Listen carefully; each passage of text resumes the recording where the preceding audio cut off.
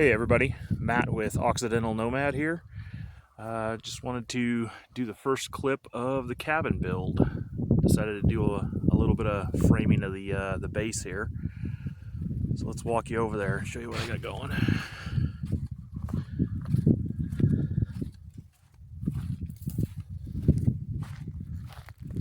So started working on this about a half hour ago. This is probably going to be the toughest part other than the roof because you need about 6 hands. I'm just a solo guy out here, so got to do a lot of this bracing to keep this stuff straight while you get the base up. So this is what we're looking at. This is just the front and the first corner of my 10 by 20 cabin. I'm doing it on pier blocks. I bought these polymer, can't see that because it's in the shadow, but I bought these polymer pier blocks. They're there if you want to know what they are. They have the same weight and pressure rating as a concrete pier block. They're a little bit wider at the base. They'll take a 4x4, a 6x6, or you can just cross beams on edge across them.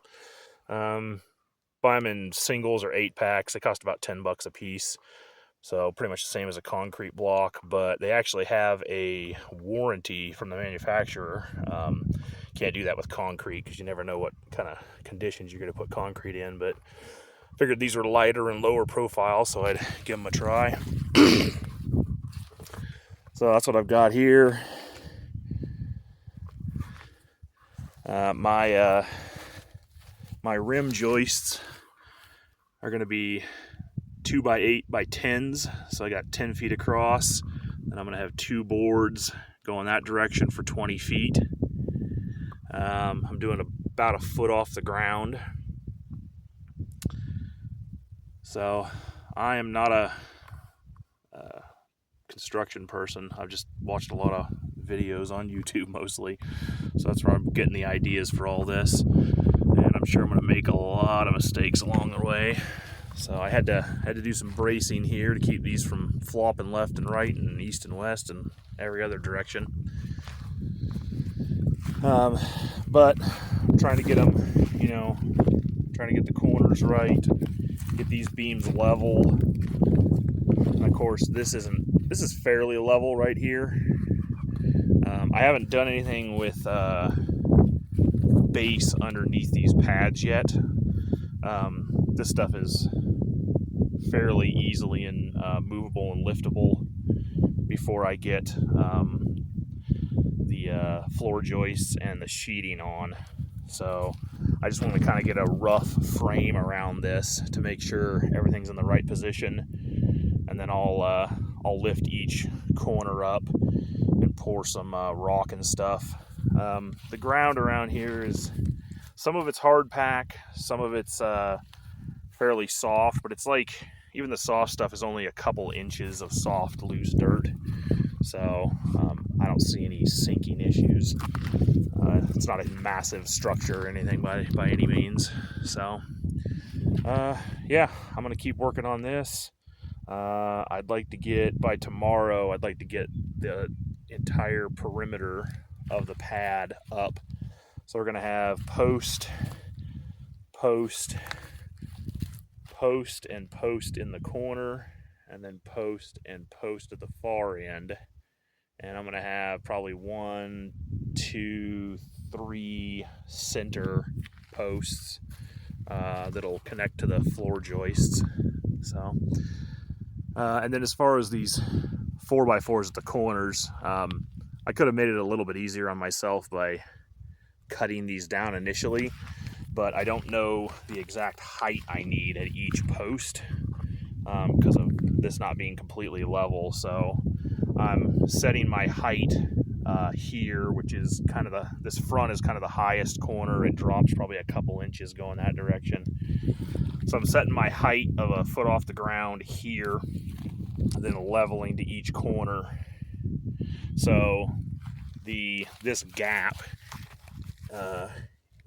right here will probably be slightly taller on those posts back there as I level, by a couple inches. But shout out to Bush Radical, which is easily the best channel on YouTube for cabin builds. I've watched pretty much every one of his cabin builds multiple times. He's done several kind of like this, with, you know, just wrapping around a post. And then I left these tall, so I will, once I get them where I want them, I will just take a Sawzall and just cut it off level right there. So should be a problem. All right, yeah, that's where we're at for now, and I'm gonna keep building. See you in the next clip. All right, it's a couple days later, and we've made a bunch more progress on the cabin here. I got some rock put in underneath the pier blocks. I probably didn't go deep enough, and I'll probably regret it later on, but we're going to try it. I can always jack it up slightly and add more base later if I need to. Kind of did things in the wrong order. The main bit of progress is I've got all the joists in. Show you how I screwed these in, or nailed these in. On each joist, I've got 2 ring shank galvanized nails, and then I also added a screw in the center just to kind of suck them into the joist board, suck the rim joist into the joist board a little bit. All your strength is in those nails, because nails have shear strength and screws don't. But that's what I did. So this is 10 wide, and for anybody who's never built with lumber before, to get it exactly 10 wide, these boards come exactly 10 long. So you have to account for the thickness of the rim joist, which is on a 2x4 or a 2x6, 2x8 is 1.5 inches.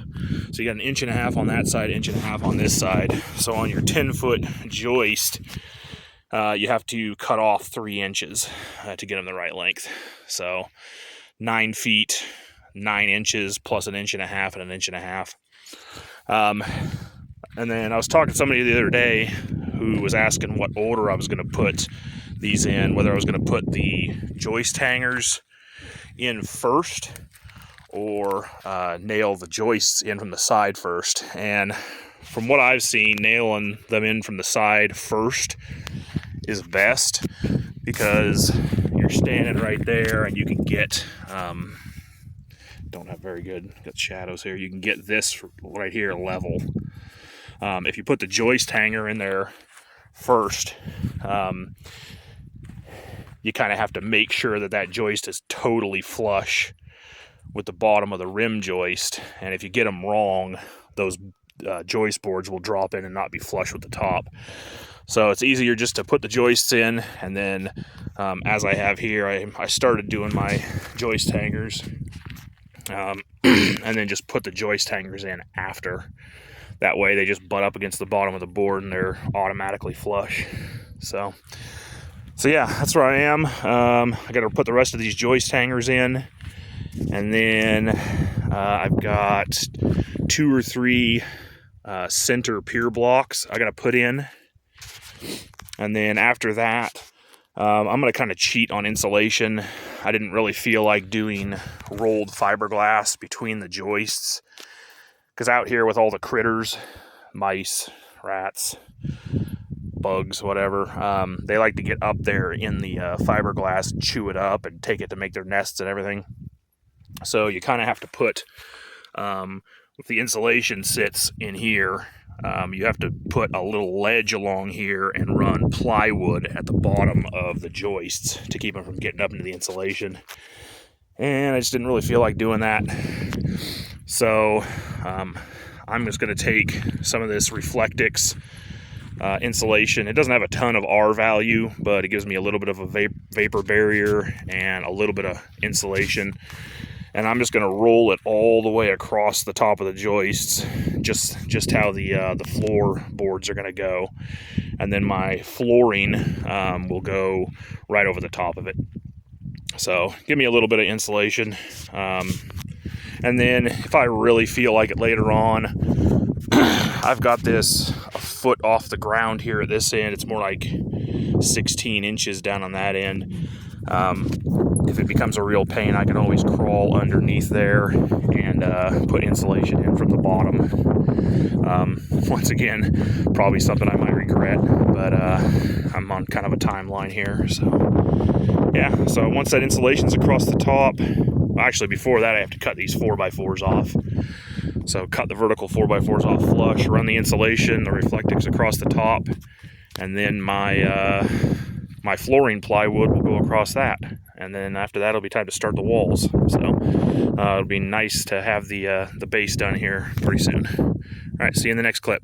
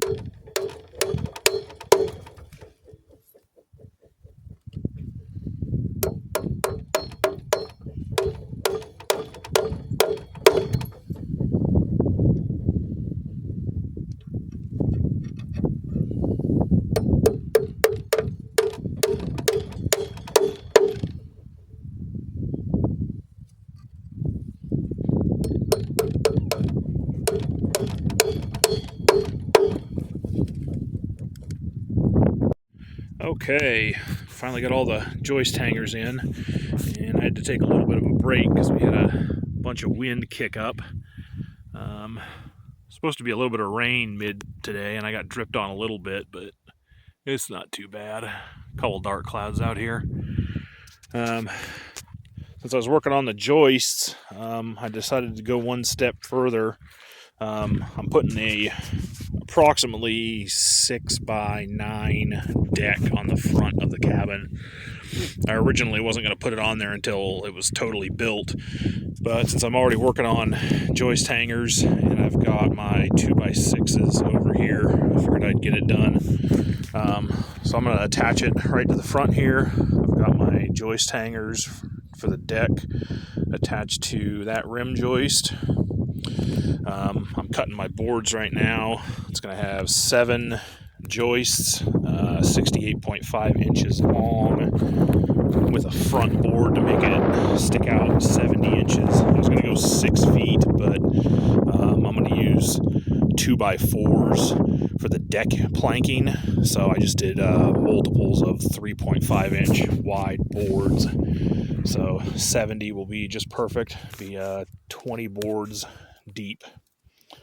So yeah, I'm going to keep cutting on these and hopefully get this whole thing framed in, and then move on to putting the insulation and the decking on the cabin.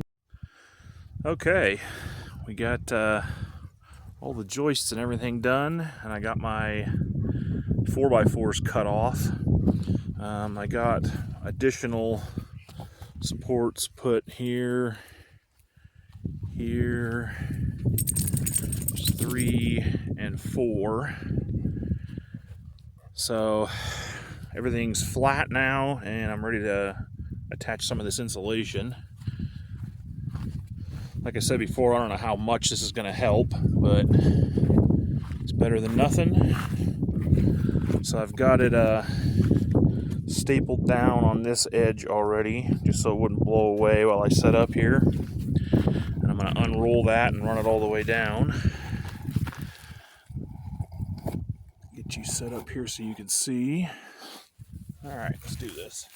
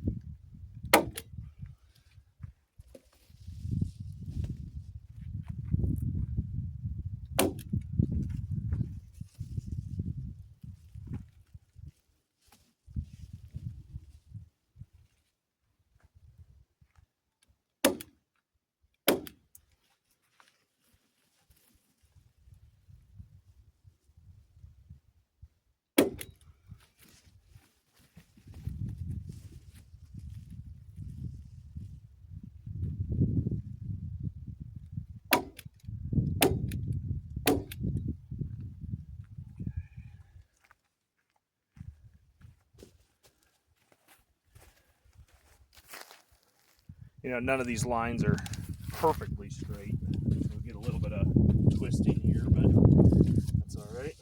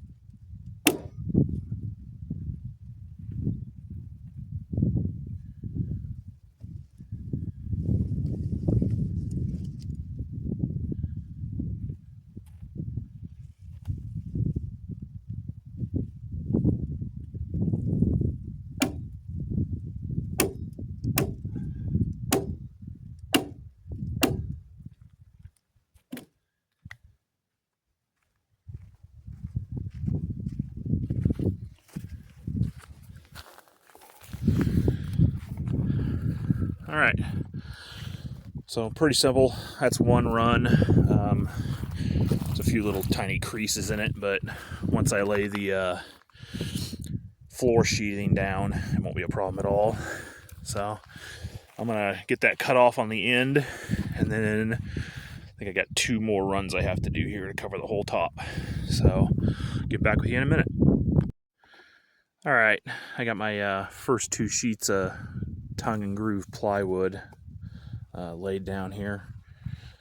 Of course, my frame is not perfectly square, so as you can see on that edge, I'm gonna have some to trim, but I've got more than enough plywood.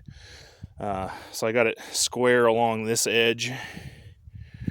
It's obviously coming off the edge a little bit there, but then on the far edge down there, I got to keep it square along there, or at least flush. So there's going to be 1, 2, 3, 4 full sheets here, and then I'm going to have to cut sheets and trim smaller around the edge. The hardest part here is probably getting these tongue and grooves together, because the sheets of plywood aren't completely flat. So basically what I had to do is you use a board as a hammering device, because you don't want to hammer directly on this tongue, because you'll break it off. So you put the board against there, and then you hammer on the board. So basically I got it the tongue into the groove on one end, sunk a screw in, so that end didn't move. Because if you don't put a screw in, it'll just pop out when you try to put the other one in. And then ran down and hammered the other one in. Kind of got to lift up on the plywood to get it to go in smooth. Get the other one to go in, put a screw in, and just go on from there. So yeah, I'm gonna lay down 2 more sheets, get those at least temporarily screwed down, and then I'll start cutting for the outer edge. Let's I'll show you how a sheet goes down. If I can set this here. Might not be totally level, but that's all right.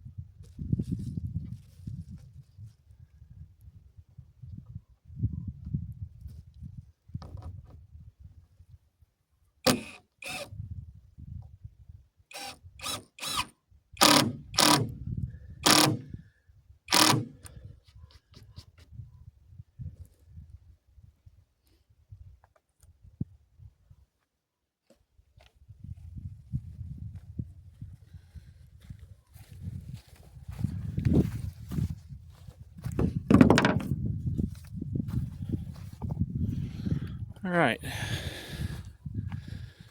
got that pretty close. So, like I said, one more sheet to lay here, and then I got to get the outer edge ones, and then trim off all the excess, and we'll go from there. All right, see you on the next clip. Well, that took a few more hours, but I got it done. All the sheeting's on. There's still a few more screws I need to put kind of across the center and near the seams. I just need to snap a chalk line or something along the floor joist so I can put the screws in the right location. It's easy along the edge, but it's easy to get off toward the center. I'm sure I didn't arrange these correctly. I know a lot of people will kind of patchwork them, or have a panel here and then the next one over and the next one over, and then fill in the gaps that way. I went 4 sheets straight down, actually 5 sheets, because it's 20 long, so it's exactly 5 sheets long. And then I took an additional sheet and ripped them down the middle to do here. There is one ugly spot. I just wasn't sure exactly how to do it. I had to patch in a couple squares here. This isn't going to matter too much, but there's a joist right there. So this one kind of spans the joist, so you can see it's a little low in the corner. I'm just going to go underneath and put a little bit of reinforcement between the sheets at that corner and at that corner. But it's not a big deal, because along this wall, once it's built inside, I'm going to have basically like a 7-foot tall by, I don't know, it's going to run most of the length of this wall. It's going to be a rack made out of 2x4s. It's going to be screwed to the ground and to the wall for holding those kind of black totes with the yellow lids you see everywhere. A ton of my stuff in my storage unit is in those totes, so it's going to be a huge rack spanning this entire wall. So it will basically, the racks are 30 inches deep, so 30 goes to about a few inches into that board. So the 2x4, the base of it will just span all this, and you won't even see it inside the cabin.